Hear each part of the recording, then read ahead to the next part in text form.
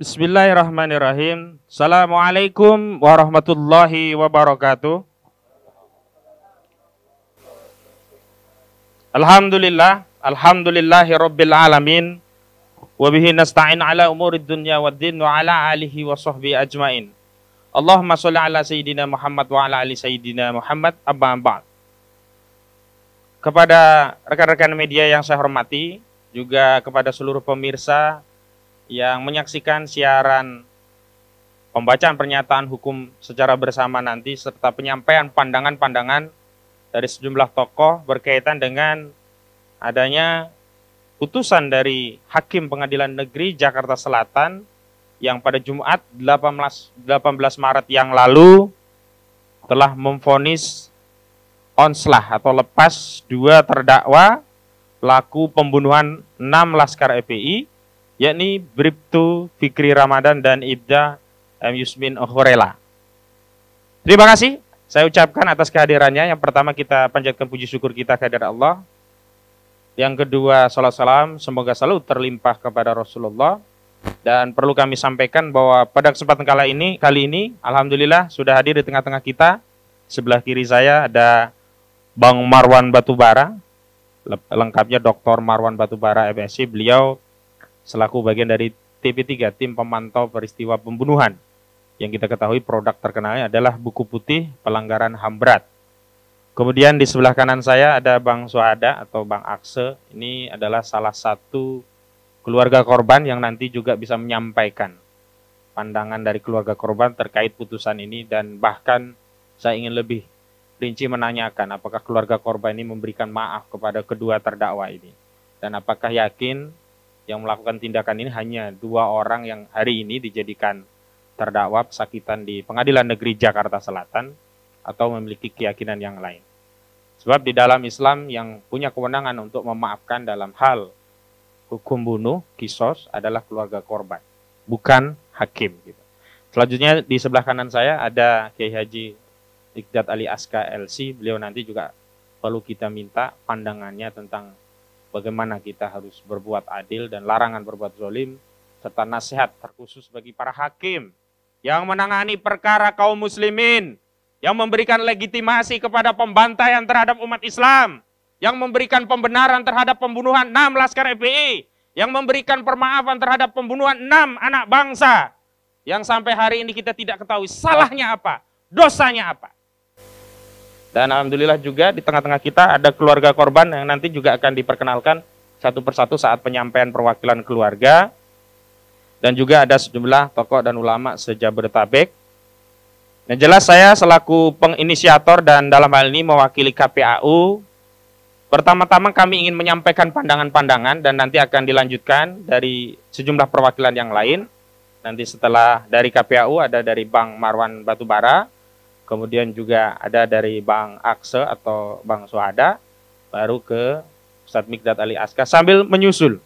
Dalam perjalanan sudah mengkonfirmasi Bang Aziz Januar selaku kuasa hukum keluarga korban dari 6 Laskar Front Pembela Islam. Dan juga sudah konfirmasi tadi Bang Novel Bamukmin juga akan hadir di tengah-tengah kita. Dua narasumber yang akan menyampaikan pandangan, menyampaikan uzur. Yang pertama Bang Juju Purwantoro, beliau ada uzur kegiatan keluarga yang mendadak. Dan yang kedua, Bang Chandra Purnairawan dari LBH Pelita Umat, yang ternyata safar beliau baru hari ini sampai karena sebelumnya dijadwalkan sudah datang lebih awal, tapi qadarullah baru sampai sehingga mohon izin untuk tidak bisa ikut acara pada kesempatan pada malam hari ini. Baik, pertama dari kami, tim Koalisi Persaudaraan dan Advokasi Umat. Yang pertama, saya ingin menjelaskan apa itu putusan lepas dan apa itu putusan bebas. Di dalam ketentuan pasal 191 Kitab Undang-Undang Hukum Acara Pidana atau kita sebut dengan istilah KUHAP, itu tegas memang ada dua jenis putusan, 191 ayat 1 dan 191 ayat 2. Yang pertama apa yang disebut sebagai putusan bebas. Putusan bebas maknanya adalah apa yang didakwakan oleh jaksa itu tidak terbukti, peristiwanya tidak ada, tidak terbukti. Misalkan dakwaannya peristiwa pembunuhan dan penganiayaan. Ternyata fakta persidangan tidak terjadi pembunuhan, tidak ada korban, tidak ada penganiayaan, yang ada hanya dikitik-kitik misalnya.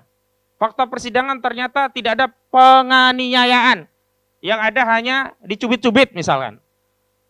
Maka dalam kasus yang demikian, terdakwa harus divonis bebas atau yang disebut dengan frispah.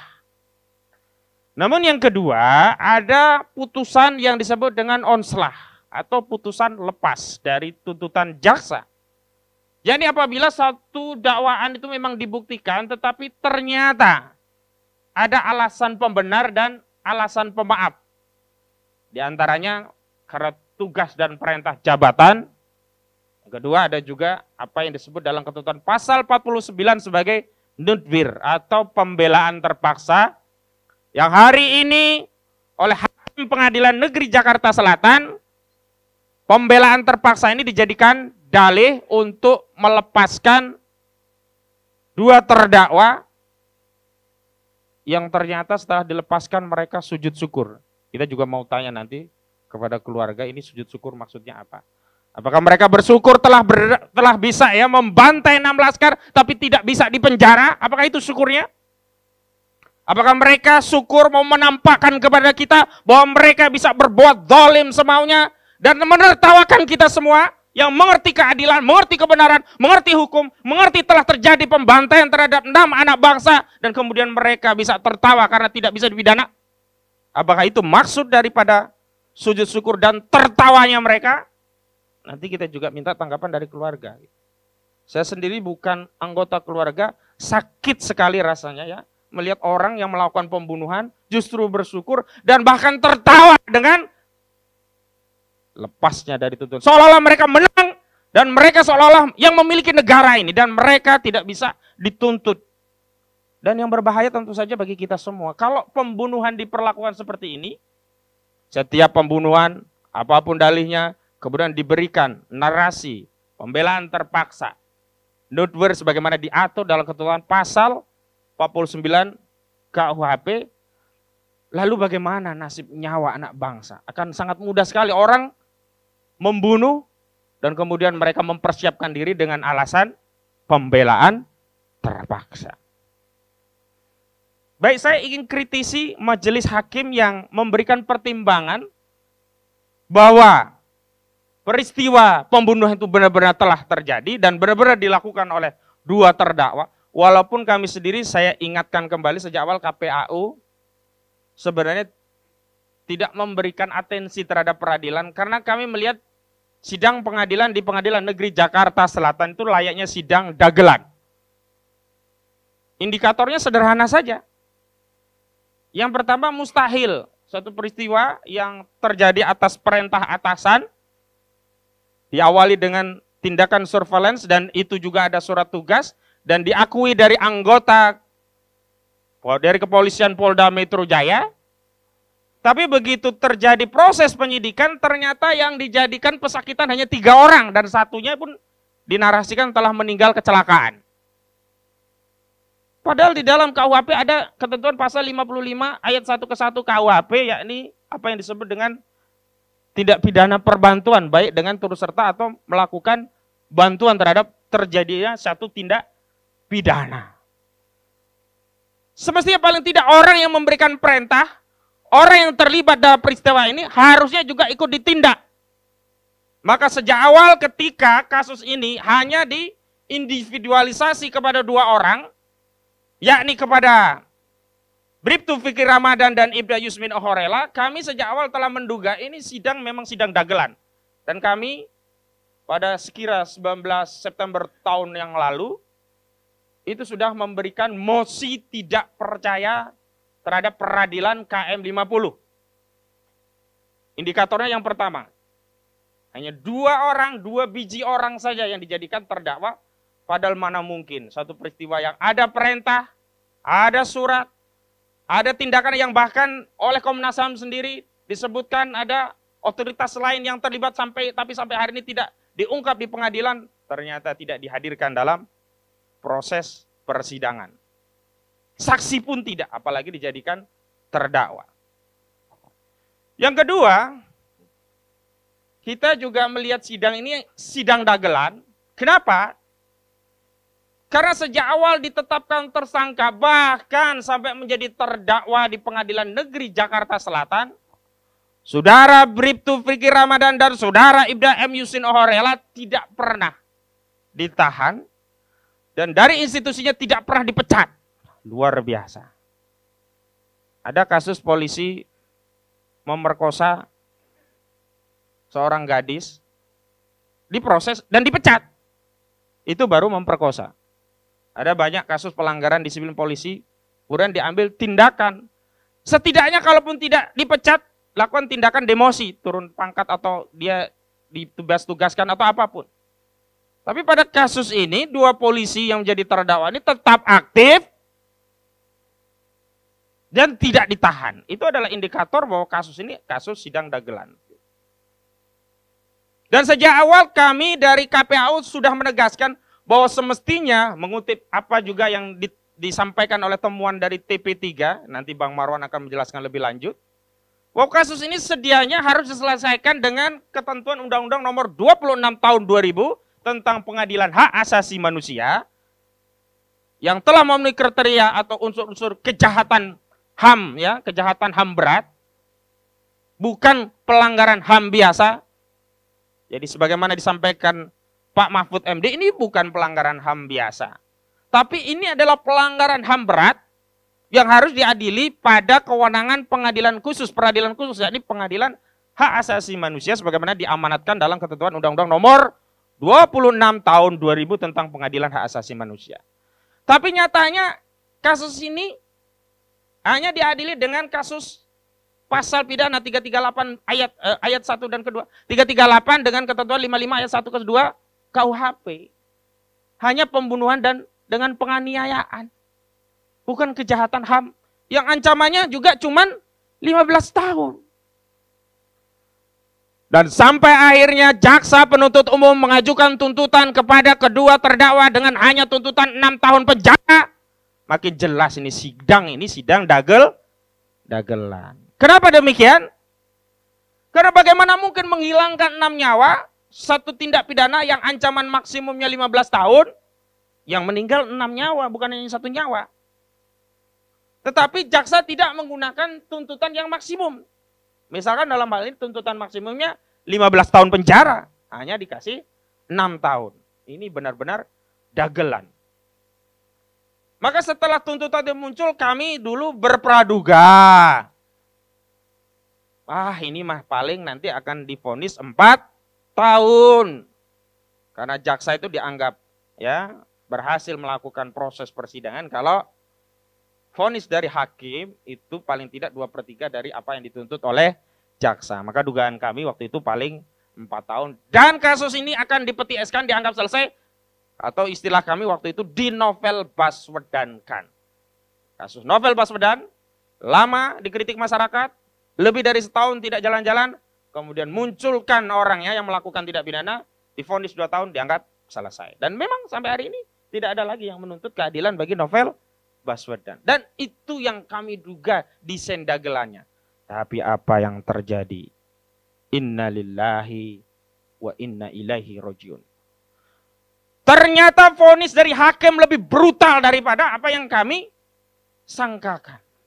Ternyata bukan vonis 4 tahun yang sebagaimana kami prediksi melihat presiden daripada tuntutan biasanya 2/3-nya yang divonis oleh majelis hakim. Tapi ternyata divonis lepas.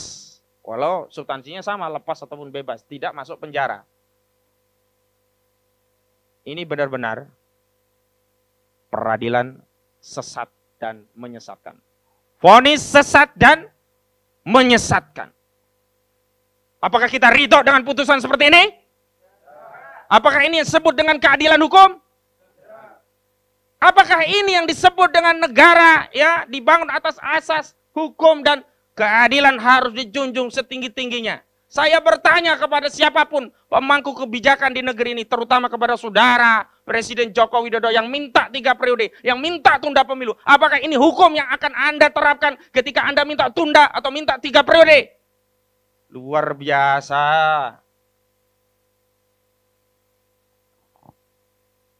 Jadi ternyata hakim memutus onslah sesuai dengan ketentuan pasal 191 ayat 2 KUHP, di mana perbuatannya terbukti memang mereka yang membantai, tetapi dimaafkan dan dibenarkan. Alasannya pembelaan terpaksa. Nurfir. Padahal di dalam ketentuan pasal 49 KUHP, pembelaan terpaksa itu harus ada unsur pembelaan itu bersifat terpaksa. Nih, saya kasih. Kita sedang motor, mau dibegal atau dirampok. Orang itu dan mengaturnya kita menghindar, kita melawan.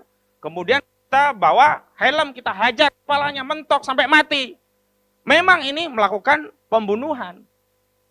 Terbukti dia melakukan pembunuhan, tapi ini bisa dibenarkan. Kenapa? Karena pembelaan itu sifatnya terpaksa dan ada unsur serta-merta, tidak ada perencanaan. Dan memang perlawanan dia itu seimbang. Celurit dibalas dengan helm. Kalau yang helm menang kan berarti itu kebetulan saja. Umumnya celurit sama helm menang mana? Ini yang disebut dengan pembelaan terpaksa. Tapi apa yang terjadi pada 6 laskar FPI? Oke lah kalau benar ya bukti-bukti yang dijejar. Tapi nanti pasti dibantah oleh keluarga. Ada samurai yang dibawa dulu oleh Pangdam Jaya. Saudara Dudung Abdurrahman. Saya protes kepada Dudung. Karena bukan tugas dan wewenang TNI menegakkan hukum. Kenapa ikut-ikut gelar perkara dan memamerkan barang bukti? Itu tidak boleh. Ini pelanggaran ini. Institusi TNI tidak boleh ikut-ikutan menegakkan hukum. Ada pakemnya sendiri, ada tupoknya sendiri. Tupoksinya TNI melawan OPM, dikirim ke Papua. Bukan ikut-ikutan memamerkan senjata yang saat itu saya melihat di TV. Dan kita semua juga melihat ada salah satunya samurai. Oke, anggap saja itu yang dilakukan oleh anggota Front Pembela Islam 6 orang yang akhirnya meninggal. Ancamannya jadi dari samurai dan kemudian kepolisian membawa senjata api. Kira-kira menang mana kalau diadu? Senjata api atau samurai? Bisa enggak orang yang bawa senjata api membela terpaksa langsung menembak mati? Dan kalaupun pembelaan terpaksa, kenapa tidak satu saja yang mati? Yang lain pasti takut. Kenapa harus 6-6-nya? Ini yang namanya pembelaan terpaksa. Ini memaksa membantai menurut saya. Takbir! Jadi bahkan juga melalui dakwaan dan ini sudah muncul fakta persidangan. Dan ini juga dijadikan dasar oleh jaksa untuk menuntut dalam konteks apakah perbuatan itu meringankan atau memberatkan. Jadi ada penguntitan. Berarti sudah ada rencana. Di mana seketikanya kondisi memaksanya itu bersifat insidental gitu loh. Dan saya mempertanyakan ulang apa salah dari 6 laskar sehingga harus diuntit. Bahkan kalaupun itu menguntit Habib Rizik Syihab, apa kesalahan Habib Rizik Syihab saat itu ketika diuntit oleh mereka, polisi ini? Ini melanggar hukum nih polisinya. Tapi tidak pernah ada tindakan terhadap aparat kepolisian yang jelas-jelas melanggar hukum. Kalau dia saksi, ya tugas polisi ketika menjadi saksi panggil. Kalau belum bisa dipanggil pertama kali panggil ulang.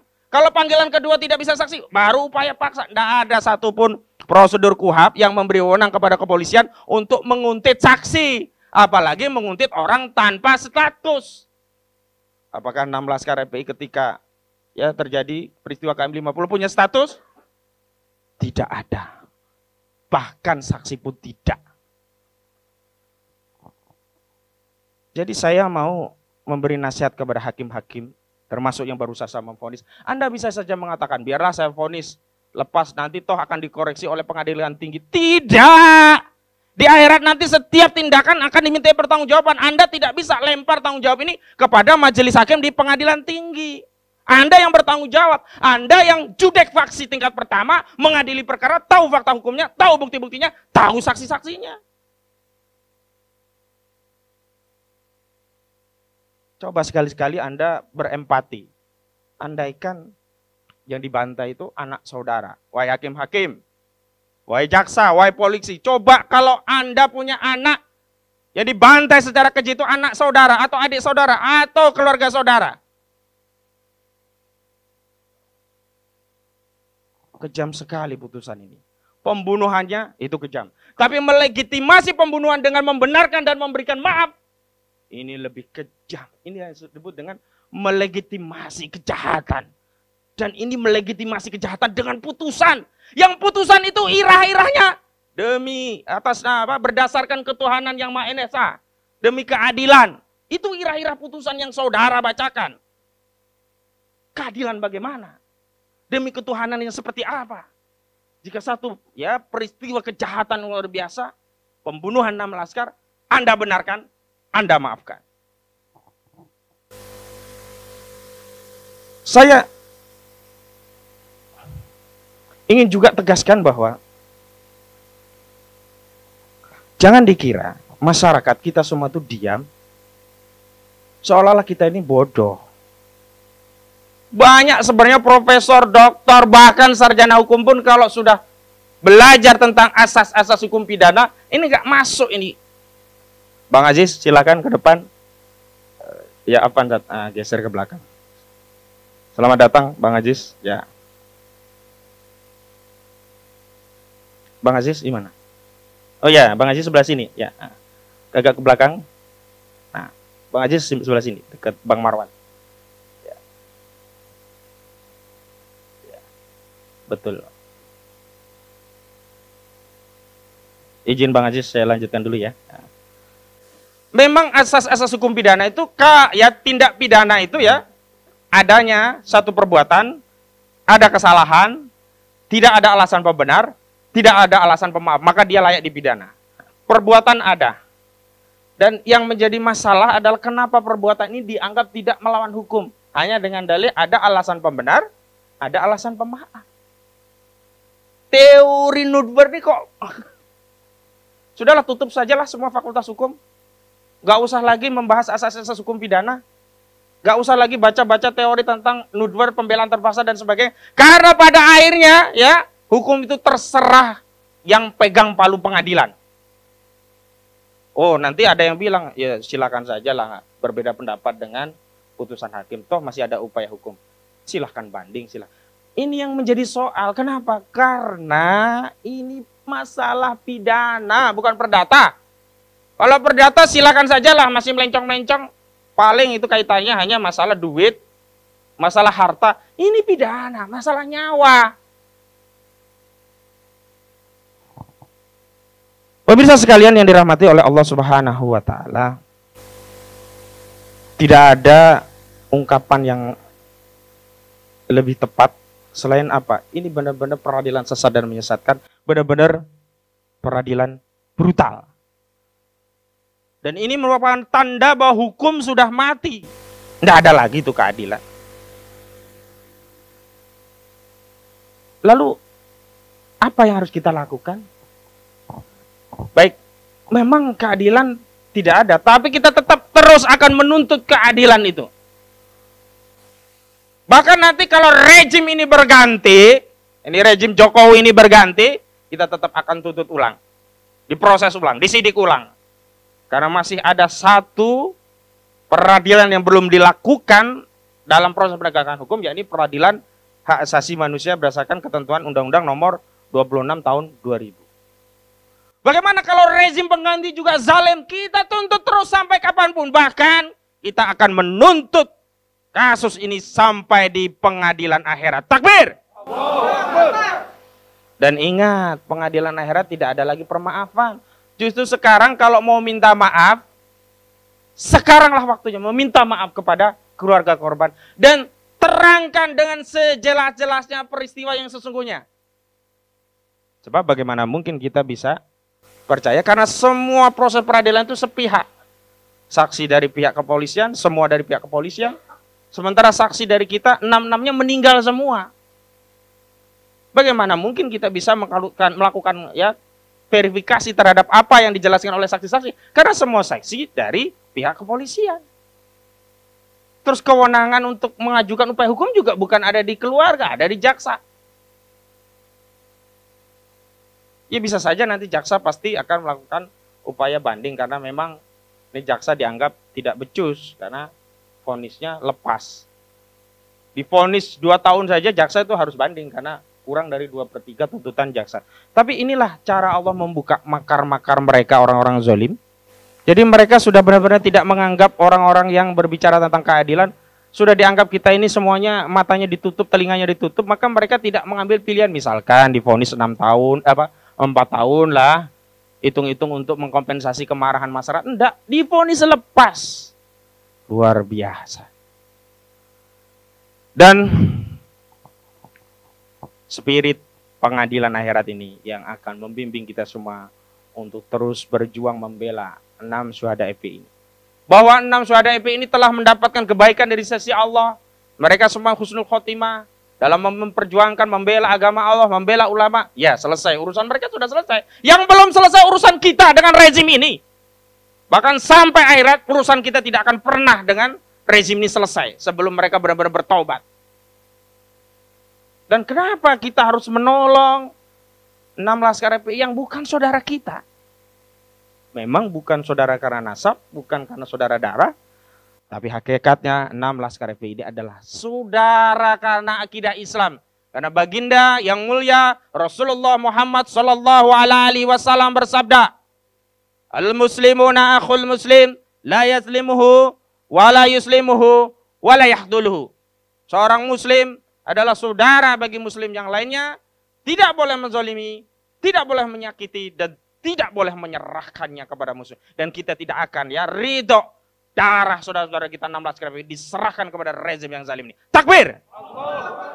Baik, selanjutnya saya mohonkan kepada Bang Marwan Batubara untuk menyampaikan pandangan beliau yang memang sejak awal konsen memberikan advokasi pada kasus ini. Kepada Bang Marwan, falyatafaddal masykur.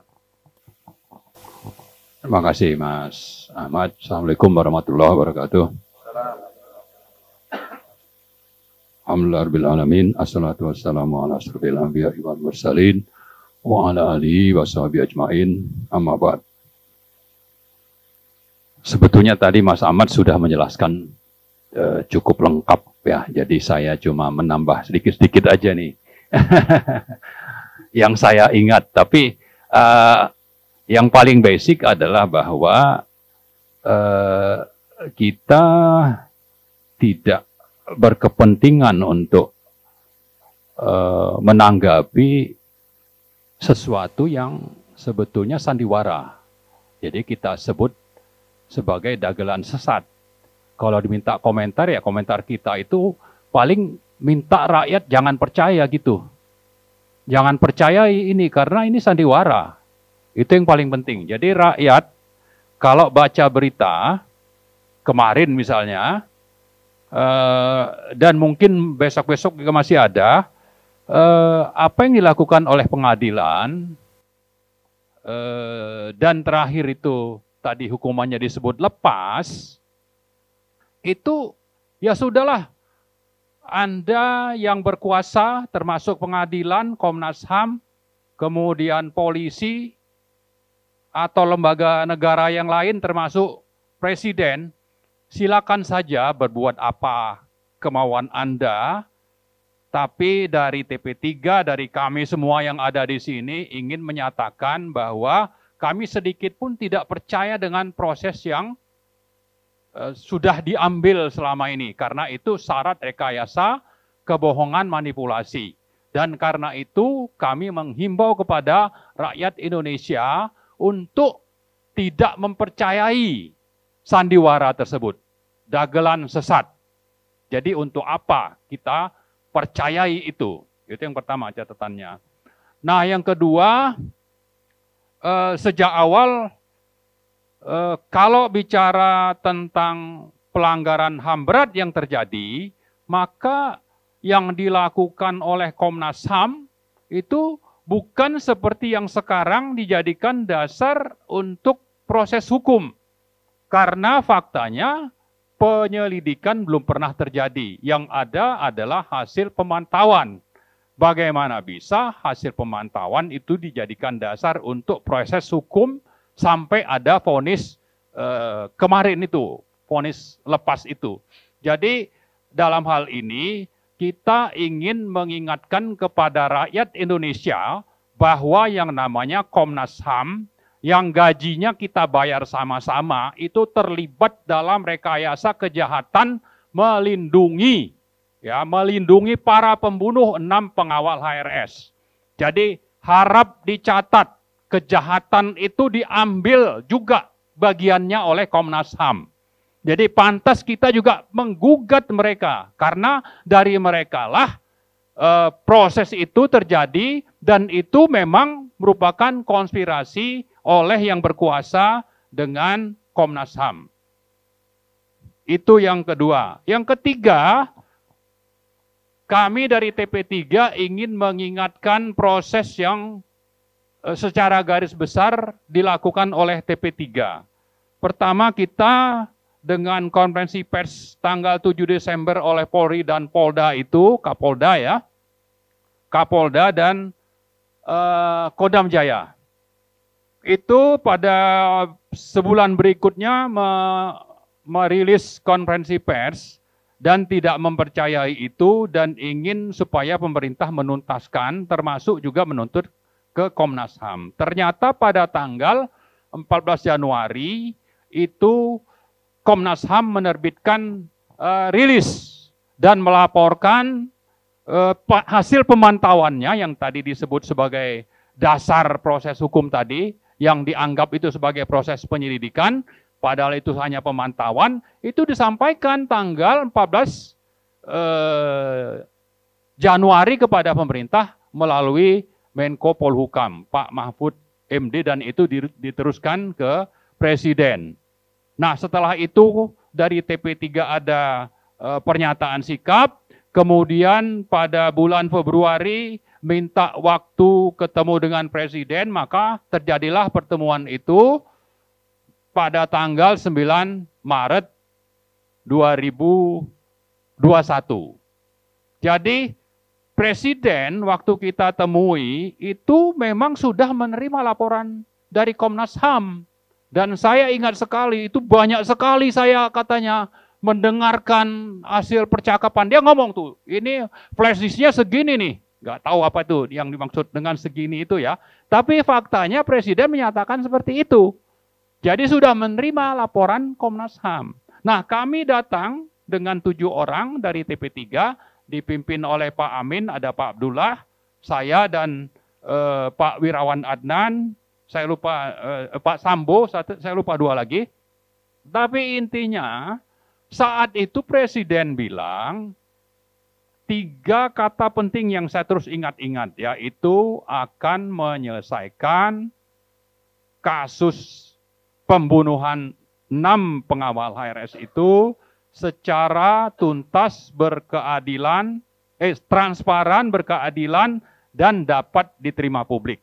Ya, transparan, berkeadilan, dapat diterima publik. Itu tanggal 9 Maret.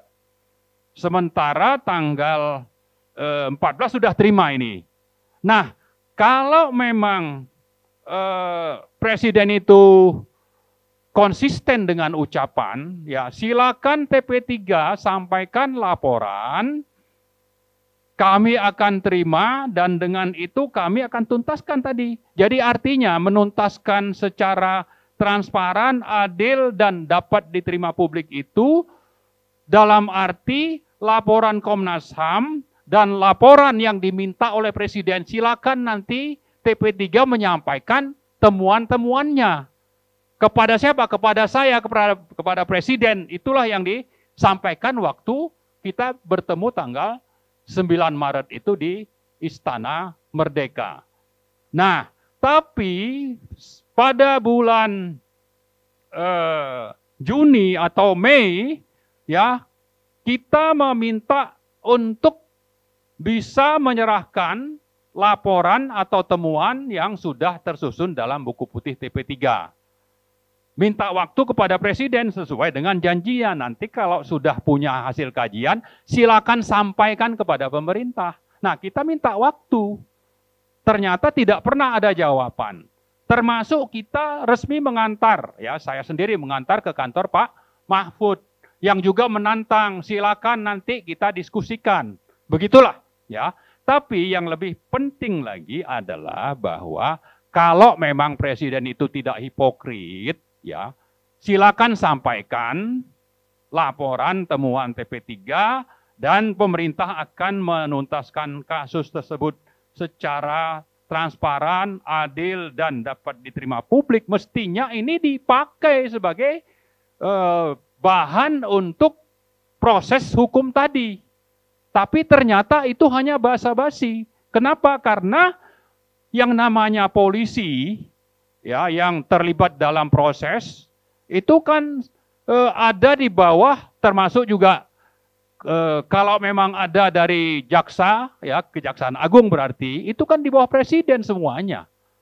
Bukan berdiri sendiri. Komnas HAM itu tadi memang sudah jelas, tapi Komnas HAM pun sudah berkonspirasi dengan pemerintah. Jadi tidak ada harapan kita sebenarnya. Tapi yang paling penting perlu kita catat, bahwa yang dipegang presiden itu tetap yang disampaikan oleh Komnas HAM, dan itu diproses oleh polisi dan kejaksaan, dan jadilah itu bahan untuk dipersidangkan dan divonis 2 hari yang lalu. Nah, karena itu catatan kita yang ketiga adalah bahwa presiden itu hanya basa-basi untuk tidak mengatakan, mungkin terlalu kasar kalau kita bicara hipokrit, tapi faktanya seperti itu.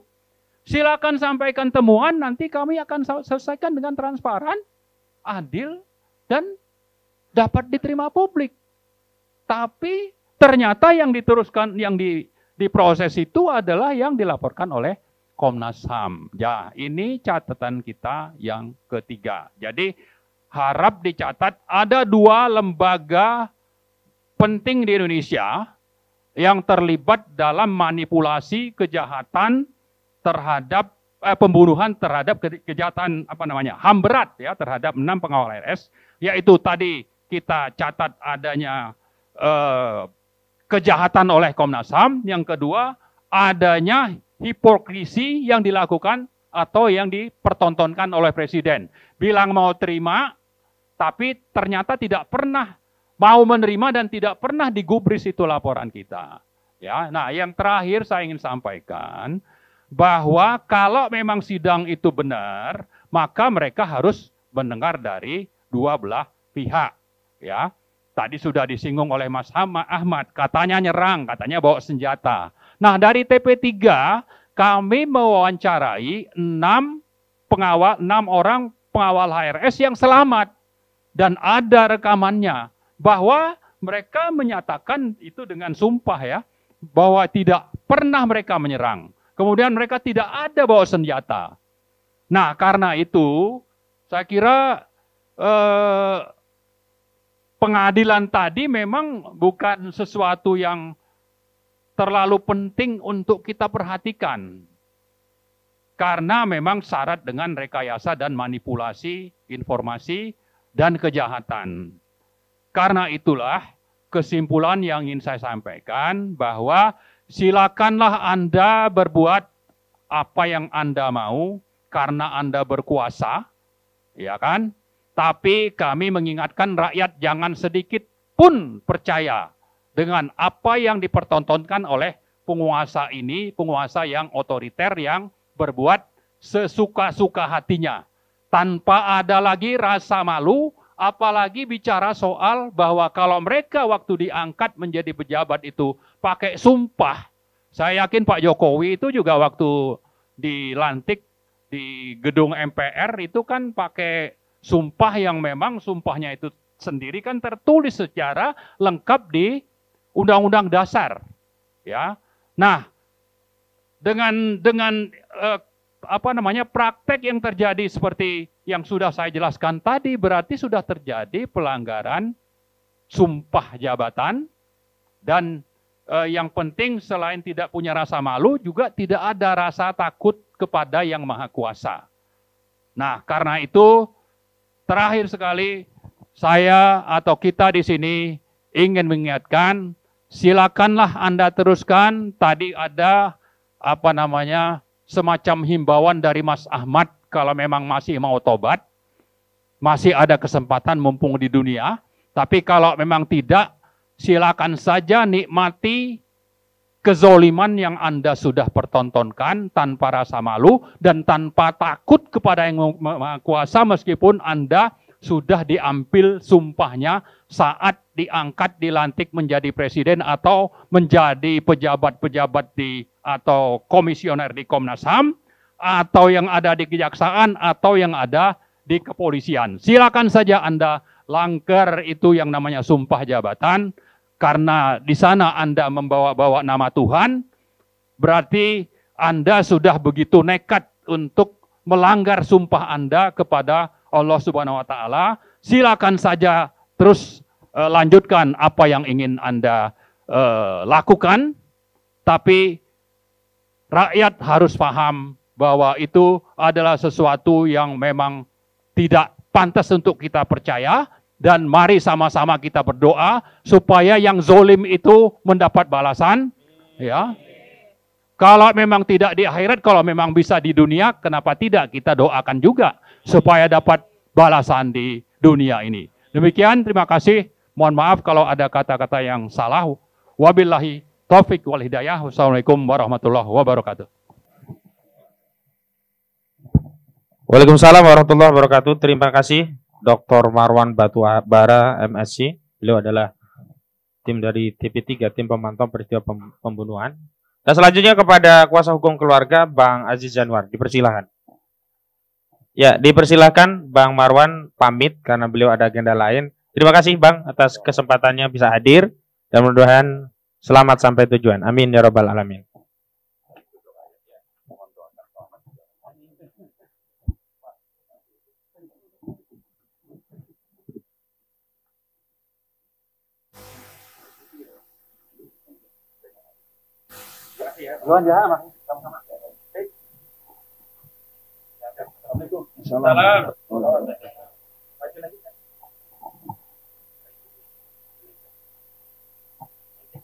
Baik, terima kasih kepada Pak Marwan dan Ustaz Ahmad Hozinuddin atas waktunya.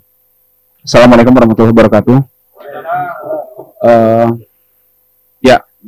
Menyikapi hasil persidangan tempo hari yang sudah ada vonis yang diputuskan, yang sudah dibacakan, kami di sini dari tim kuasa hukum sudah sebenarnya jauh-jauh hari menduga sejak awal, dan kita sudah menengarai ya, menduga bahwa itu sesat dan dijadikan instrumen semata untuk menjustifikasi dugaan pembunuhan terhadap 6 pengawal Habib Rizik bin Husain bin Syihab. Kemudian juga sedari awal dari tahap penyidikan kami memperhatikan kasus unlawful killing ini yang sepertinya tidak ditangani secara serius dan terkesan main-main, sehingga kita tidak heran jika proses peradilannya ada beberapa pihak yang mengatakan misalnya dagelan seperti itu ya, atau lucu-lucuan. Kemudian bahwa terdapat kejanggalan dalam pertimbangan hukum dari hakim ya, yang menyatakan apa yang dilakukan oleh para terdakwa itu sebagai tindakan termasuk kategori bela diri, terpaksa atau notwear, sehingga menjadi alasan untuk menghapus pidana semata-mata hanya didasarkan pada kesaksian para terdakwa yang kami menganggap dan menduga tidak didukung oleh alat bukti lainnya. Kemudian juga hakim tidak mempertimbangkan kejanggalan bagaimana bisa 4 pengawal dibawa dalam satu mobil diklaim melakukan perlawanan sehingga terjadi pergumulan di dalam ruang sempit dalam mobil yang bergerak.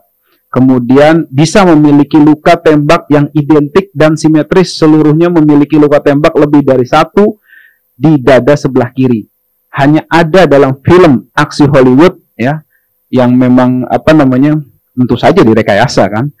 Orang dalam kondisi pergumulan hebat dalam mobil, ruang geraknya sempit, mampu menembak tepat sasaran di wilayah tubuh yang sama. Karena itu ini sangat amat tidak masuk akal logika yang sehat dari pandangan kami. Kemudian juga bahwa terdapat fakta almarhum Andi Oktiawan dan almarhum Faiz Ahmad Syukur sudah lebih dahulu ditembak, dibawa oleh mobil yang terpisah dengan mobil yang membawa 4 pengawal lainnya. Akan tetapi anehnya memiliki luka tembak identik juga dengan 4 pengawal lainnya tadi yang posisinya berada di mobil lain, yaitu di dada sebelah kiri.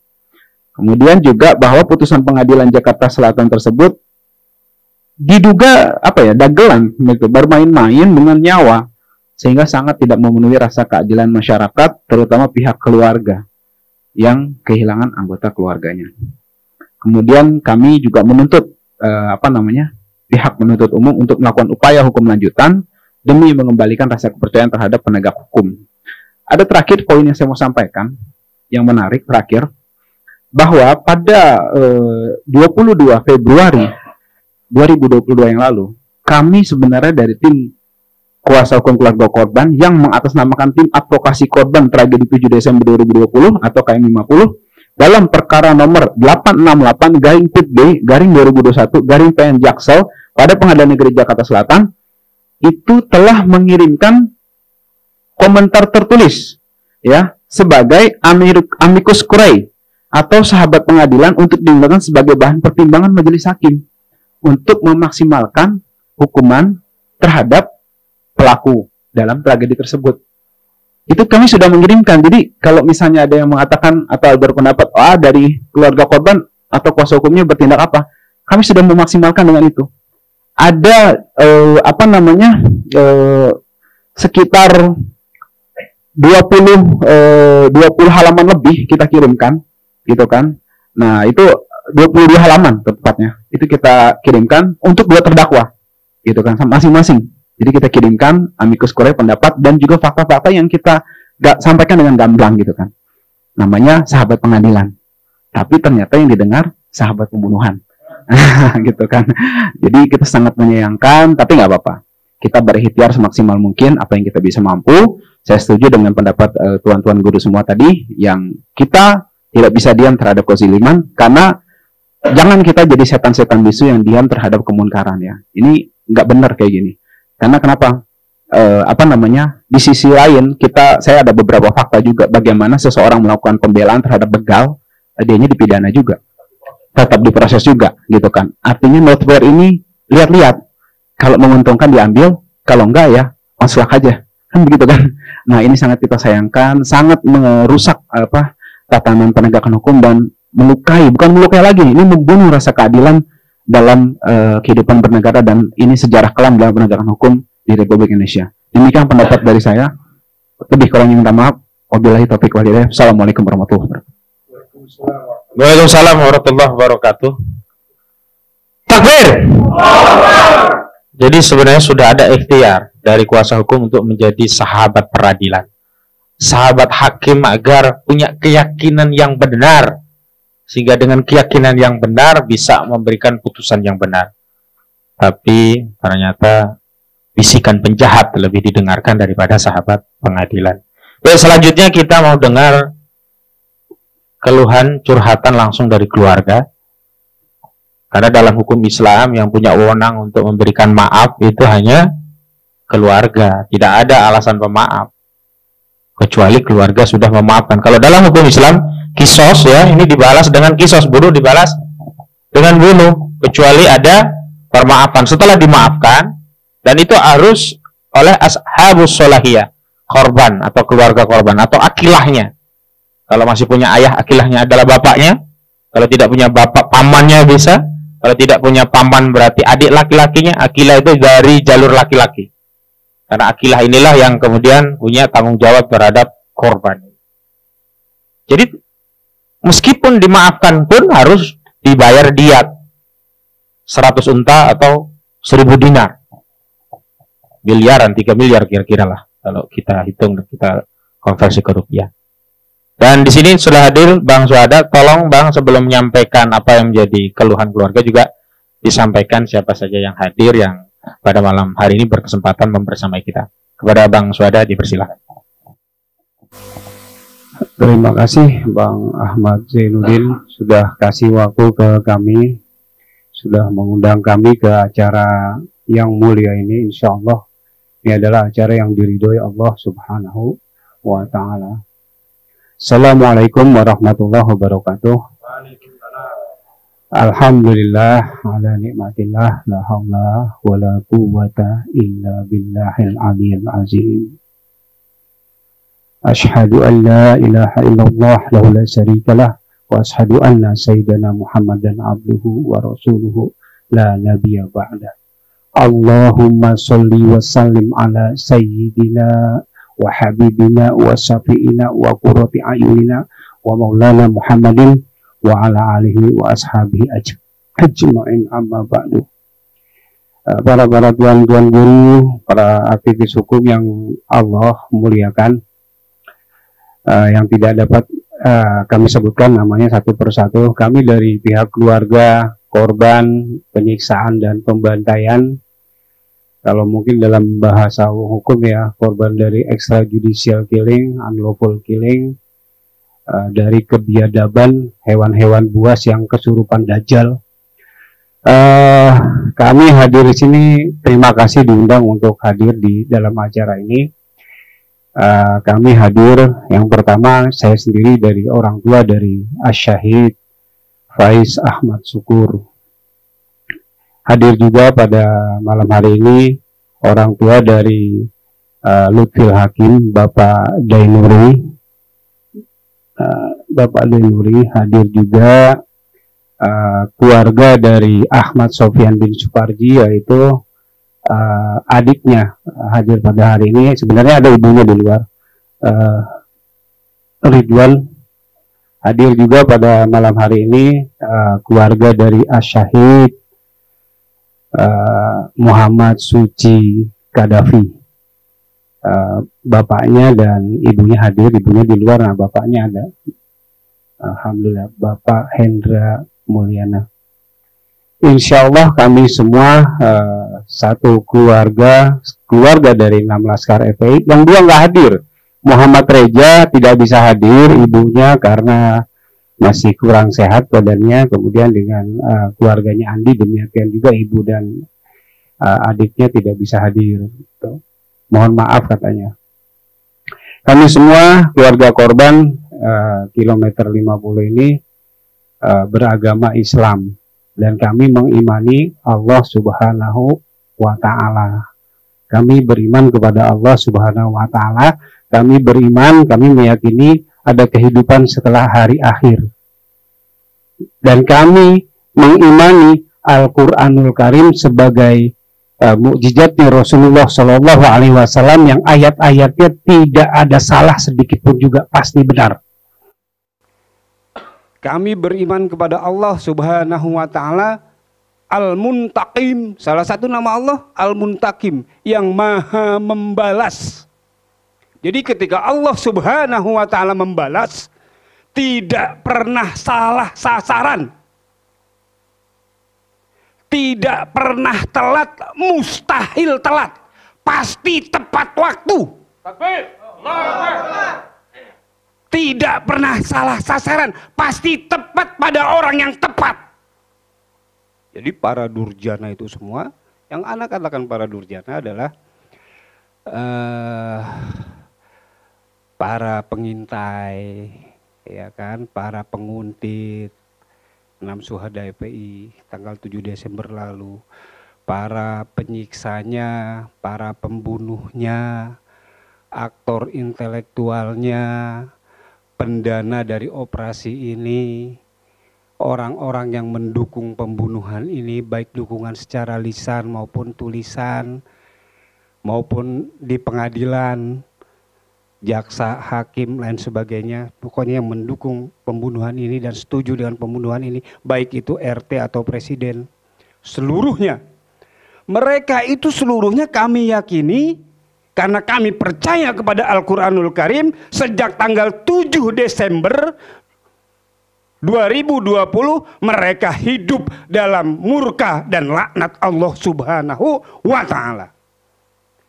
Detik 7 Desember 2020, sejak itu sampai sekarang dan seterusnya sampai mereka mati, mereka hidup dalam murka dan laknatnya Allah Subhanahu wa Ta'ala. Mereka jalani sisa hidup mereka dengan murka dan laknatnya Allah Subhanahu wa Ta'ala. Kenapa saya katakan demikian? Karena kami yakin betul dengan Al-Quranul Karim. Keluarga korban semuanya muslim, yakin dengan Al-Quranul Karim. A'udzubillahi minasyaitonirrajim. Bismillahirrahmanirrahim. Wa may yaqtul mu'minan muta'ammidan fajaza'uhu jahannam khalidan fiha Wa ghadiballahu alaihi wa la'anahu wa a'adda lahu azaban azima. Barang siapa membunuh seorang mukmin dengan sengaja, seorang loh ya, ini 6 orang. Sengaja ya sangat sengaja, ada pengintaian, ada penguntitan dan lain sebagainya. Muta'amidan, sengaja. Fajaja'uhu jahannam. Balasan mereka adalah neraka jahannam. Khalidan fiha, dan mereka akan kekal di dalamnya. Jadi kalian sedang ditunggu oleh para durjana, kalian sedang ditunggu oleh neraka jahanam. Jadi apa namanya? Kalian mau percaya tidak, bukan urusan kalian, ini kepercayaan kami. Dan itu Quran berkata seperti itu. Tidak selesai sampai situ, wa ghadiballahu alaihi wa la'anahu, dan kemurkaan Allah atas mereka. Alaihi wa la'anahu, dan laknat Allah atas mereka. Wa a'addalahu azaban azima, dan mereka sudah ditunggu oleh azab yang sangat pedih. Di akhirat mereka sudah ditunggu dengan azab yang sangat pedih. Apakah azab yang sangat pedih itu? Kembali kepada awal ayat, yaitu neraka jahanam. Jadi dalam dunia ini kalian sedang hidup dalam murka dan laknat Allah Subhanahu wa ta'ala. Sehingga kami tidak kaget ketika terjadi penyiksaan dan pembantaian, kemudian terjadi fitnah, terjadi pembohongan, terjadi segala macam kezaliman yang kalian lakukan terkait dengan 6 syuhada tersebut. Kami tidak terkejut lagi karena memang kalian sedang hidup dalam murka dan laknat Allah Subhanahu wa ta'ala. Orang yang hidupnya dalam murka dan laknat Allah Subhanahu wa ta'ala, setiap saat, setiap detik melakukan dosa. Lepas dari dosa satu, masuk ke dosa yang lain. Lepas dari dosa yang satu, masuk ke dosa yang lain. Terus begitu sampai kalian mati. Betapa nikmat dimurkai oleh Allah Subhanahu wa ta'ala dan dilaknat oleh Allah Subhanahu wa ta'ala. Barang siapa dimurkai Allah Subhanahu wa ta'ala dan dilaknat oleh Allah Subhanahu wa ta'ala, maka seluruh makhluk-makhluk Allah di lautan maupun di antariksa, di bumi, dimanapun, seluruh makhluk Allah akan memurka kepadanya dan akan melaknatnya, kecuali makhluk-makhluk yang dilaknat oleh Allah Subhanahu wa ta'ala. Dan barang siapa dicintai oleh Allah Subhanahu wa ta'ala, maka seluruh makhluk Allah akan mencintai dia, kecuali makhluk-makhluk yang dilaknat oleh Allah Subhanahu wa ta'ala. Dan kalian adalah bagian orang yang dilaknat oleh Allah Subhanahu wa ta'ala. Sehingga gaji yang kalian makan hasil membunuh putra-putra kami haram bagi kalian, dan kalian kasih makan buat anak bini kalian. Apa yang terjadi? Anak bini kalian mencintai kalian, mencintai seseorang yang dimurkai dan dilaknat oleh Allah Subhanahu wa ta'ala, maka mereka pun menjadi dimurkai dan dilaknat oleh Allah Subhanahu wa ta'ala. Bertobat kalian. Kalau nggak tobat, ya sudah, makan sendiri. Kalian sudah lakukan ini, pembunuhan ini, dan kalian sedang dimurkai dan dilaknat oleh Allah Subhanahu wa ta'ala, dan kalian sudah merasakan itu. Demi Allah, walaupun kami tidak tahu, kalian sudah merasakan itu. Kegalauan yang luar biasa. Setiap detik kalian melakukan dosa. Betul tidak? Ya kita nggak tahu. Cuman Allah pasti tidak pernah salah sasaran dan tahu bahwa kalian itu jangankan sholat, wudhu saja kalian susahnya luar biasa.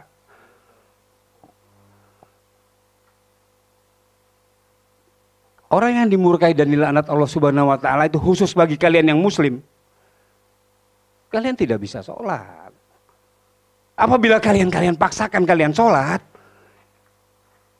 maka kalian tidak bisa khusyuk. Gak bisa. Dibuktikan sendiri ke kalian. Apabila kalian paksakan sholat, kalian paksakan khusyuk, dan kalian berhasil sholat, berhasil khusyuk, kalian tidak akan pernah bisa mengimplementasikan hasil-hasil sholat tersebut. Inna sholata tanha 'anil fahsya'i wal munkar. Sesungguhnya sholat mencegah perbuatan keji dan munkar. Kalian malah akan berpihak kepada kemungkaran. Demi Allah, kalian akan berpihak kepada kemungkaran. Betulkah apa yang saya katakan? Pasti betul. Karena Al-Quran pasti betul. Jadi silakan kalian rasakan sendiri. Nah, ketika hakim kemarin memaafkan terdakwa, itu kami tidak kaget. Kami biasa-biasa saja. Kenapa? Karena dari awal ini sudah menjadi dagelan. Kata Pak Marwan tadi, kata Pak Ahmad tadi, memang sudah dagelan. Sudah main-main saja. Hiburan bagi mereka. Ini mereka sedang menghibur diri mereka sendiri karena stresnya luar biasa, karena galaunya luar biasa. Karena laknat dan murka Allah tersebut, mereka sedang menghibur diri mereka sendiri. Dan aktor intelektualnya tertawa, tetapi sakitnya luar biasa mereka itu. Demi Allah, kalau kami keluarga korban santuy-santuy aja, tenang-tenang aja. Insya Allah kami akan mendapat syafaat mereka para asyahid. Bukti-bukti kesahidannya tidak perlu saya sampaikan di sini, sudah tahu, sudah viral.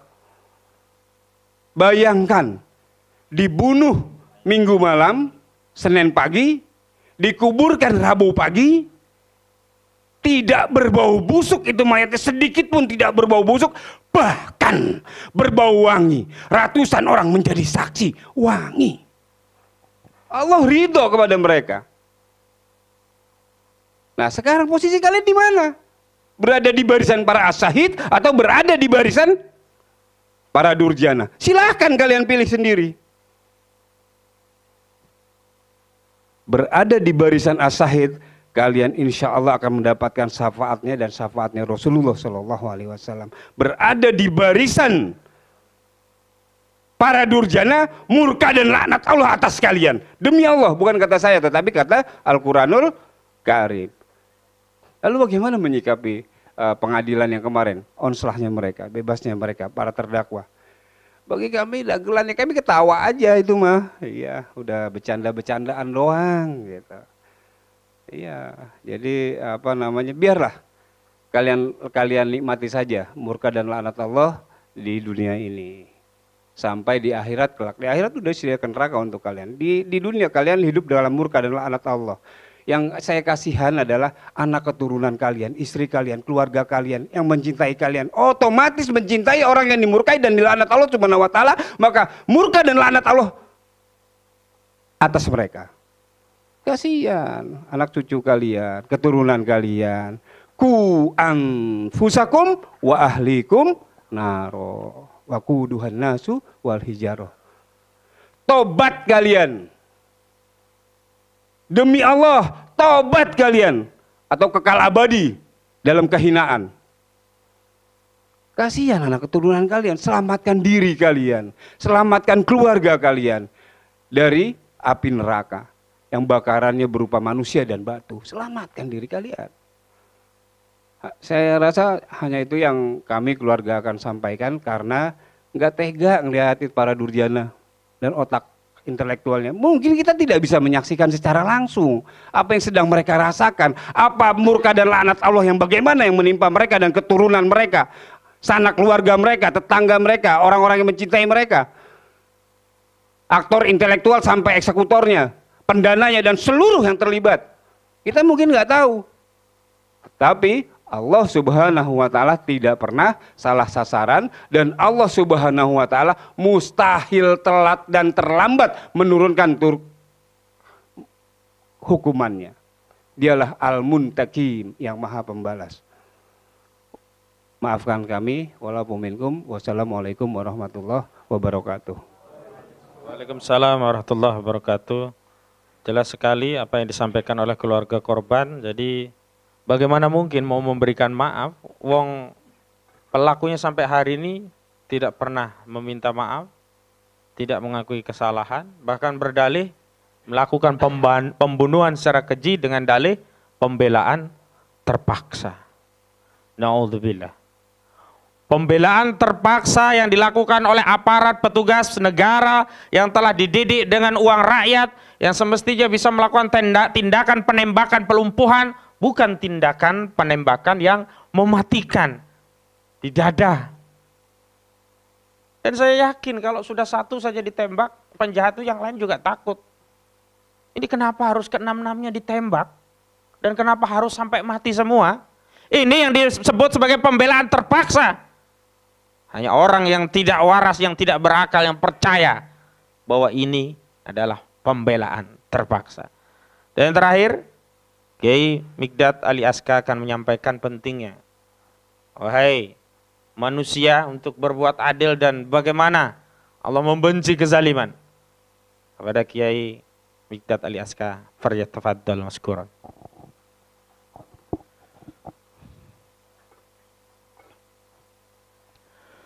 Bismillahirrahmanirrahim.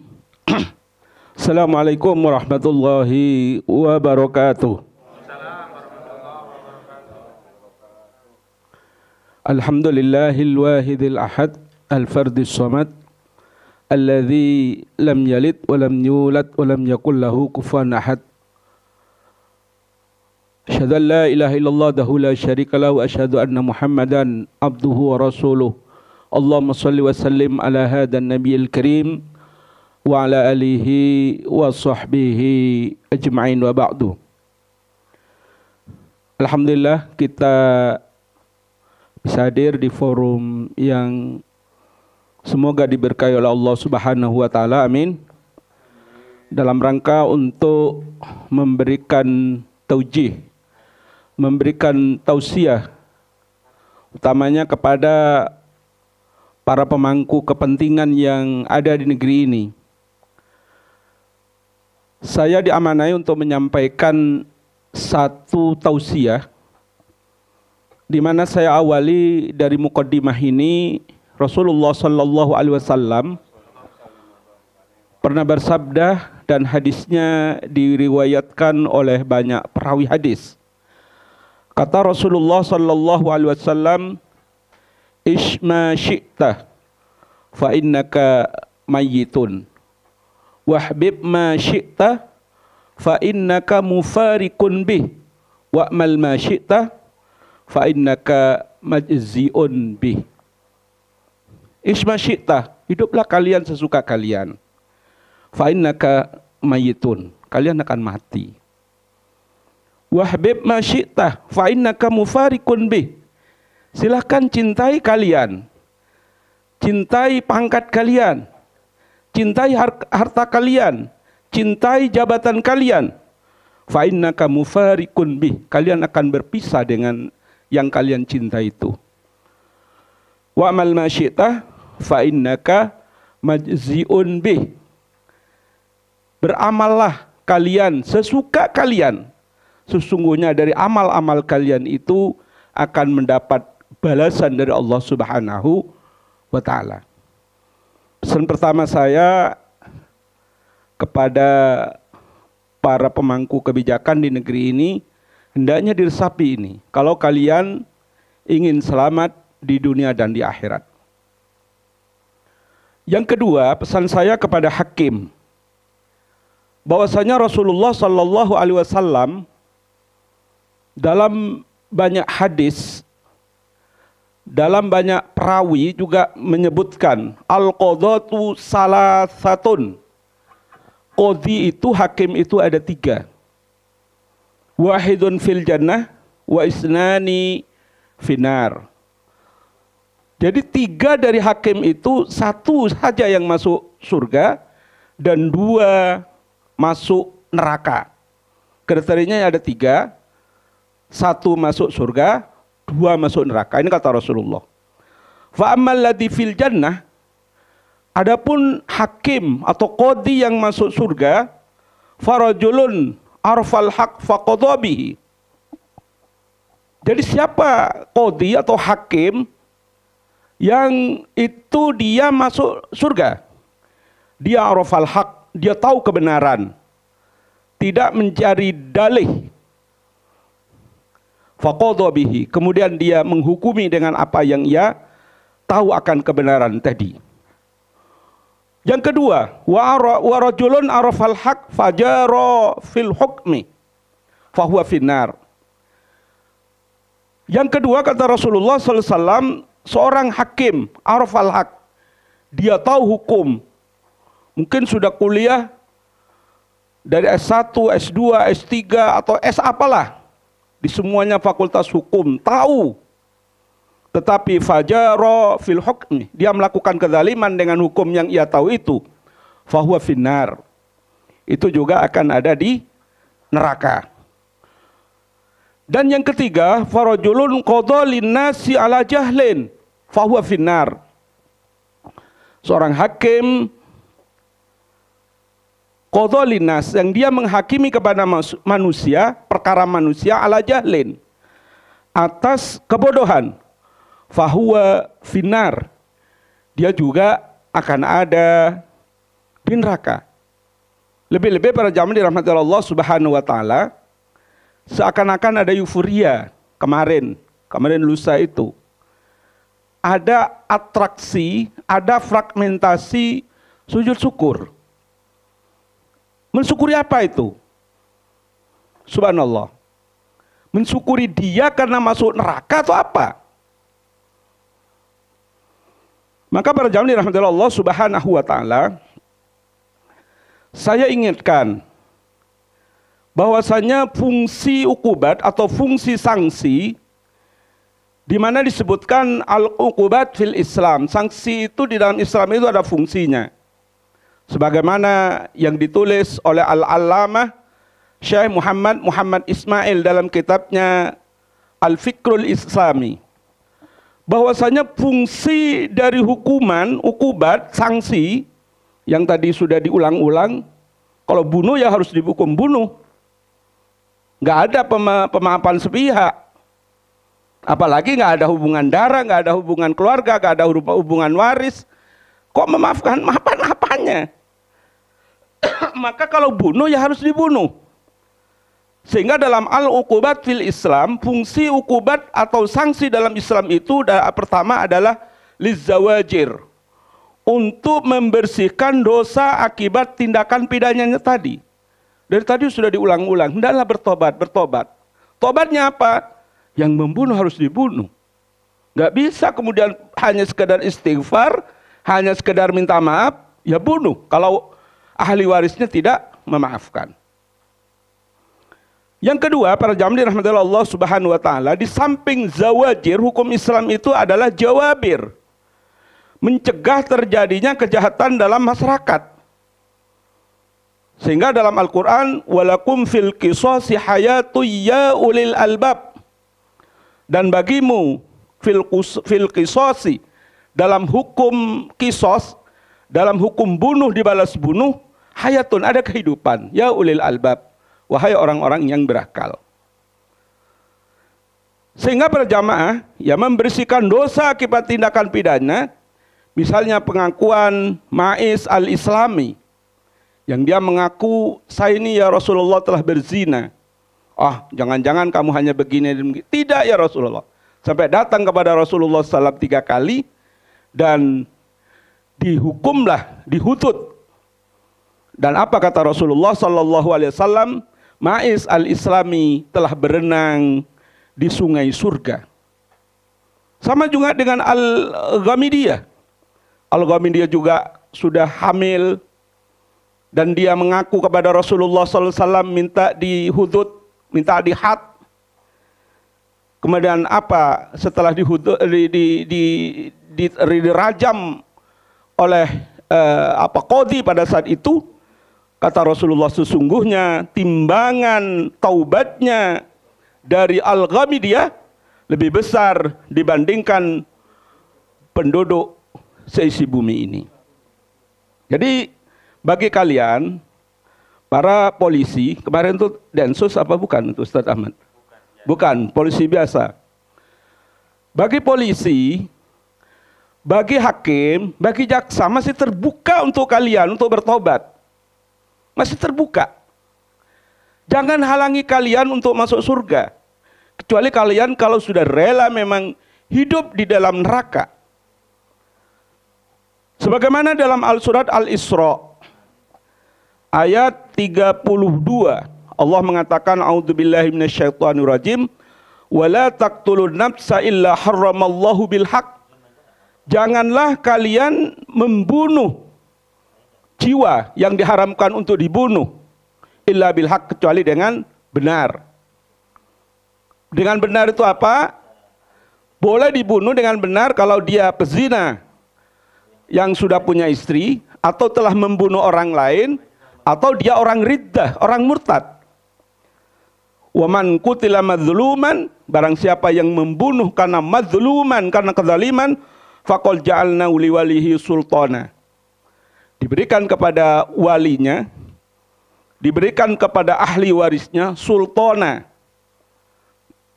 Pilihan, apakah ingin menuntut balas dengan kisos tadi, ataukah bayar diat? Bayar diatnya itu berapa? Walaupun dimaafkan misalnya, ya, dengan keluarga Ustadz Bahri tadi, tapi tetap harus membayar diat karena itu pembunuhan muta'ammidan, disengaja. Harus membayar diatnya 100 onta. 1 onta para jamaah, ya, yang dirahmati Allah Subhanahu wa taala, kisarannya kalau di negeri ini sama dengan 5 ekor sapi. 1 onta. 5 kali 100. Berapa itu? Ya. Kuat enggak? Institusi kepolisian bisa bangkrut itu. Itu pun kalau dimaafkan, kalau tidak ya kisos, bunuh ya harus dibalas bunuh. Maka karena tidak jelasnya hukum yang ada di negeri ini, para jamaah rahmatullah Allah Subhanahu wa taala, hukum terserah, ya kata tadi, terserah palu, siapa yang memegang palu, nggak jelas. Di dalam Islam sangat jelas.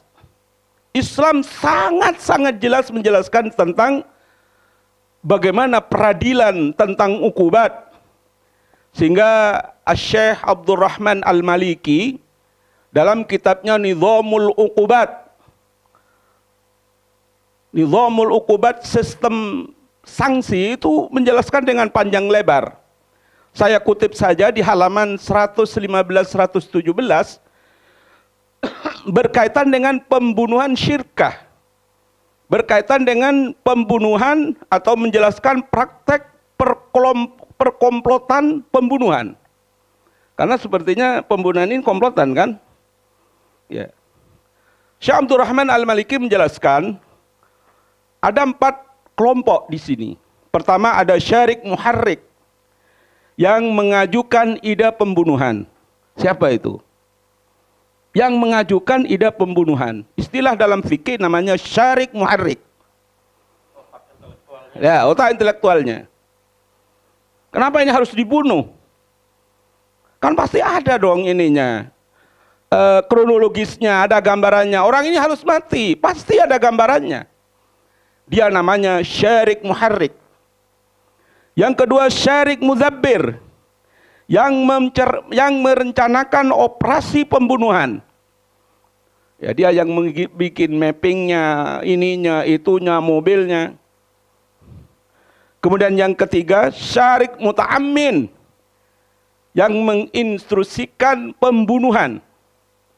Dan yang keempat syarik mubasyir, ya, pelaksana di lapangan, eksekutor yang dengan tindakannya secara langsung atau tidak langsung mematikan seseorang di dalam operasi itu. Keempatnya para jamaah dirahmati Allah Subhanahu wa taala disebut pembunuh dan wajib dihukum kisos. Jadi merembet hukum itu, tidak hanya kepada polisi yang nembak. Itu saudara sekalian kalau dalam hukum Islam. Ya karena hukum di negeri ini adalah ya masih hukum Belanda. Belanda itu mengadopsi dari Perancis katanya. Saya nggak ahli dalam hukum itu. Perancis itu mengadopsi dari Yunani, ya jadi hukumnya amburadul kayak gini. Sudah hukumnya hukum kacau, dijalankan oleh orang-orang yang kacau, maka juga negerinya kacau. Takbir! Keempat-empatnya para jamaah dirahmati Allah Subhanahu wa taala dinamakan pembunuh. Ya. Kemudian para jamaah, bagaimana dengan yang mengintal-intal tadi, ya. Umar bertanya kepada Ali perihal komplotan pembunuhan. Kemudian Ali bertanya, apakah sekelompok orang yang mencuri satu barang terkena hukuman semua? Ini pertanyaan Sayyidina Umar kepada Sayyidina Ali. Ya. Pertanyaan ini gimana kalau ada komplotan orang mencuri barang, kata Sayyidina Ali. Ketika Umar bertanya, ditanyakan ulang, apakah harus dihukum semua? Dijawab oleh Sayyidina Umar, ya. Maka dijawablah oleh Sayyidina Ali, demikian pula pembunuhan, kata Ali. Walaupun yang mati itu satu, yang komplotannya itu adalah 10-10-nya ya harus dibunuh. Kalau 10-10-nya itu dimaafkan, 10-10-nya ya harus membayar diat 100 onta. Jadi nyawa manusia itu sangat mahal dalam Islam. Nggak tahu di negeri ini, nyawa manusia kok sangat murah. Subhanallah. Maka para jamaah rahmatullah Allah Subhanahu wa taala, ya bagaimana dengan yang terlibat membantu pembunuhan, menculik, menyekap, memfasilitasi operasi, maka juga dikenakan ya hukuman kurungan. Sebagaimana pendapat ulama-ulama kontemporer, misalnya Syekh Taqiyuddin An-Nabhani, beliau mengatakan hendaknya orang-orang yang ikutan tadi ya tetap harus dikurung. Bahkan satu hadis yang diriwayatkan oleh Imam Syafi'i yang bersumber dari Ali radhiyallahu an, bahwasanya kata Sayyidina Ali, orang yang ikut dalam komplotan walaupun hanya sekedar memfasilitasi itu juga harus dihukum kurungan seumur hidup. Pertanyaannya para jamaah dirahmati Allah Subhanahu wa taala, di masa keemasan Islam ketika ada Imamul A'zam, tidak ada yang namanya penjara itu overload. Kenapa sekarang ada penjara overload? Mau yang bunuh tidak dibunuh, di penjara, mau yang ini di penjara, mau yang ini di penjara.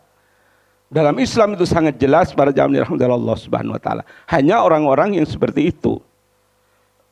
Yang kedua, pendapat yang kedua berdasarkan riwayat Imam Ad-Darqutni yang bersumber dari Ibnu Umar, jika seorang laki-laki menahan laki-laki lain, kemudian ada orang lain yang membunuhnya, maka yang membunuhnya itu harus dihukum bunuh, dan yang menahan tadi harus dihukum kurungan sampai mati. Maksudnya sampai mati itu seumur hidup. Itu keadilan dalam hukum Islam. Yang terakhir para jamaah dirahmati Allah Subhanahu wa taala, saya ingin mengutip dari surat Al-Baqarah berkaitan dengan cerita kenapa surat itu dinamakan surat Al-Baqarah, sapi betina. Menurut beberapa tafsir yang kontemporer, tafsir yang muktabar, tafsir Munir, tafsir Ibnu Katsir, ketika Allah Subhanahu wa taala mengatakan wa idza qataltum nafsam faddatum biha wallahu mukhrijum ma kuntum taktumun. Dan ingatlah ketika kamu membunuh seseorang lalu kamu tuduh menuduh tentang itu, tetapi Allah menyingkapkan apa yang kamu sembunyikan. Ya, di dalam tafsir Munir, surat ini sudah dalam surat Al-Baqarah ayat 72. Dalam tafsir Munir, asbabul nuzul ayat ini berkaitan dengan ketika ada seorang kaya di Bani Israel pada saat itu, dia tidak mempunyai anak, tetapi mempunyai ahli waris. Kemudian oleh ahli warisnya dibunuh.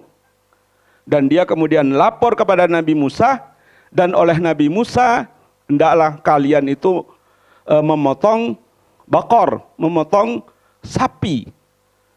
Ya. Dan kenapa kemudian Bani Israel itu dikatakan orang yang banyak tanya? Karena setelah dijelaskan masih nanya lagi. Sapinya warna apa? Sapinya yang kayak apa? Dijelaskan sapinya berwarna kuning ketuaan. Tidak pernah dipakai untuk membajak sawah. Tidak pernah digunakan untuk mengairi sawah dan lain sebagainya. Sehingga dipotonglah sapi itu dan tukulkan kata Allah kepada Nabi Musa tulang-tulangnya itu kepada orang yang mati tadi. Dan ketika dipukulkan, ternyata orang yang mati tadi kemudian hidup lagi. Sayang, era kita bukan era Nabi Musa. Dan dia bisa berbicara bahwasanya yang bunuh itu ponakan saya yang ingin mengincar harta saya. Sehingga oleh Nabi Musa yang membunuh itu kemudian dikisos. Itulah kisos pertama yang ada di muka bumi. Kalau negeri ini ingin aman, kalau negeri ini sekali lagi Al-Fakir ingin sampaikan ingin menjadi negeri yang baldatun thayyibatun, terapkan hukum itu. Jangan kemudian hukum itu tumpul ke atas, tapi tajam ke bawah. Kayak hari ini yang kita saksikan, bukan hanya dagelan, tapi opera Van Java. Lebih parah dari itu. Takbir! Assalamualaikum warahmatullahi wabarakatuh. Terima kasih Ustaz Mikdad Ali Askar telah memberikan pandangan kepada kita semua bagaimana kalau Islam ditegakkan maka akan mencegah kejahatan dan menebus dosa pelaku kejahatan. Dan insya Allah kalau Islam ditegakkan maka nyawa itu tidak murah, akan terjaga nyawa bukan hanya umat Islam, nyawa ahlul zimmah, karena perlakuan kisos tadi juga berlaku kepada ahlul zimmah. Jadi kita pun dilarang membunuh non muslim tanpa alasan yang hak karena kita juga akan mendapatkan hukum kisos. Sebelum pembacaan pernyataan bersama yang nanti akan saya bacakan, terakhir ada Bang Dimas jadi sahabat Syuhada untuk bisa menyampaikan pandangannya kepada beliau, dipersilakan. Ya, terima kasih. Assalamualaikum warahmatullahi wabarakatuh. Perkenalkan, nama saya Dimas, saya salah satu sahabat dari 6 Syuhada. Saya cuma menanggapin ini ya. Saat ini Indonesia benar-benar sangat prihatin banget ya. Karena apa? Para pembunuh 6 laskar Syuhada itu divonis lepas, ya kan? Itu sangat-sangat mencederai hati rakyat terutama umat Islam. Jadi di mana keadilan di negeri ini? Di mana hukum itu harusnya ditegakkan tapi dipermainkan oleh para pejabat di negeri ini. Jadi saatnya wahai pejabat negeri ini Anda melek. Jadi hukum jangan Anda permainkan. Ingat pengadilan akhirat. Anda akan semuanya akan dimintain pertanggungjawaban termasuk terbunuhnya 6 laskar Syuhada. Jadi saya mohon kepada Bapak Kapolri Listio, ya kan. Saya yakin Bapak sebagai Kapolri adalah pengayom pelindung masyarakat Indonesia. Saatnya Anda membela rakyat Anda, cintai rakyat Anda. Siapapun anak buah Anda yang terlibat dalam pembunuhan 6 laskar, Anda tindak tegas. Anda harus berani menangkap dan mengadilin. Jangan pilih-pilih. Karena Anda pernah berstatement bahwa ikan busuk itu dimulai dari kepala. Anda harus potong semua. Dan Anda harus berani menegakkan keadilan di jajaran Anda sendiri. Kalau perlu, Bapak blender tuh orang-orangnya yang pada kurang ajar, ya kan? Dan saya mengingatkan sekali lagi bahwa Pak Jokowi, ingat Pak, Bapak sebagai Presiden Republik Indonesia punya tanggung jawab moral dan punya tanggung jawab untuk melindungi seluruh rakyat Indonesia, termasuk saudara Muslim saya 6 Syuhada. Dan tragedi KM50 ini menunjukkan bahwa ada kelalaian Anda dan ini adalah aib di rezim Anda. Anda lalai melindungi nyawa rakyat Anda sendiri. Dan jangan Anda berdiam diri. Kasus ini harus diusut tuntas. Dan Bapak sebagai Presiden harus berani memulai pengusutan tuntas ini. Melibatkan jajaran Anda. Dan saya himbau ke Bapak Andika sebagai Panglima Tinggi TNI, siapapun anak buah Anda, kalau ada yang terlibat dalam tragedi KM50, Bapak juga akan harus adilin dan tangkap itu anak buah Anda. Karena di negeri ini semua hukum harus ditegakkan sama rata sama rasa, harus berkeadilan, tidak ada tebang pilih. Pak Jokowi ingat Pak, kalau Bapak tidak bisa menuntaskan kasus KM tragedi 50 dan mengungkap siapa dalang dari KM 50, itu adalah bentuk kegagalan Bapak terhadap perlindungan rakyat ada sendiri. Dan saya minta Bapak Jokowi untuk mundur. Pak Jokowi, Bapak mundur aja kalau Bapak gagal dalam melindungi nyawa rakyat. Karena rakyat Indonesia ini harus dilindungin, bukan untuk ditindas, apalagi dibunuh. Bapak sebagai presiden harus punya tanggung jawab moral dan harus berani melindungi rakyat dan nyawa rakyat Indonesia. Saya sampaikan kepada seluruh rakyat Indonesia dimanapun Anda berada, 6 Laskar Syuhada itu adalah saudara kita. Kita harus bela dan kita harus memberikan keprihatinan terhadap mereka. Saya sebagai sahabat syuhada, saya orang yang sangat kehilangan karena mereka itu orang baik, orang soleh yang perjuangan agama, yang cinta ulama. Wahai para pejabat pemimpin negeri ini, buka mata, buka hati kalian, stop kedoliman di negeri ini. Saatnya tegakkan keadilan dan kebenaran. Jangan mau diperbudak oleh kekuasaan dan menghalalkan segala cara hingga mengorbankan nyawa saudara Anda sendiri. Saya himbau sekali lagi kepada Bapak Jokowi, Anda harus tuntaskan kasus tragedi KM 50 atau Bapak Jokowi harus mundur kalau Bapak tidak bisa mengungkap kasus KM tragedi 50. Wassalamualaikum warahmatullahi wabarakatuh. Takbir.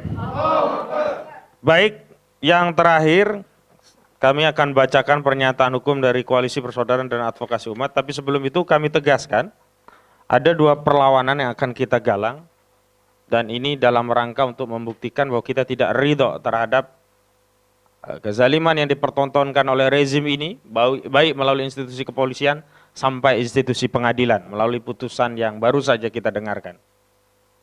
Dan kita akan melakukan perlawanan ruhiyah, yakni menuntut peradilan akhirat, dan kita semuanya akan menjadi saksi-saksi di akhirat kelak terhadap siapapun yang berbuat zalim. Dan tentu saja tidak menunggu di akhirat, kita juga akan mengajukan pengadilan rakyat. Kita adili dengan nurani, kita adili dengan logika, kita adili dengan akal sehat. Kita bongkar semua makar-makar mereka.